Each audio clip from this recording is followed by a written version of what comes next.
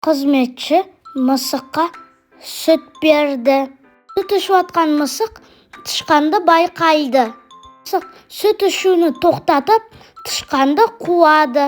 Тышқан мысықтан қашып, үңгірге тығылады. Мысықтан қашқан тышқан шаршап ұйықтап қалады.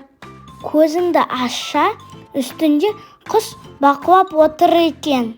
Тышқан құсқа барлығын айтып береді. Құс тышқанға көмектесемін деді. Құс тышқанды сиқыршыға алып келді.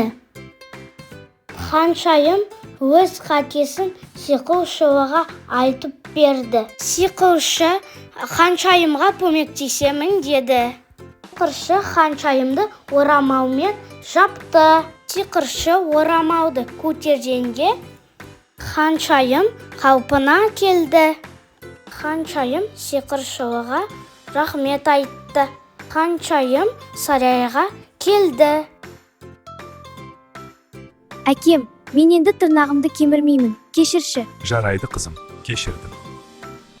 Ханшайым өз қатесін түсінді. Ертеңгі басталған аман жол қадір.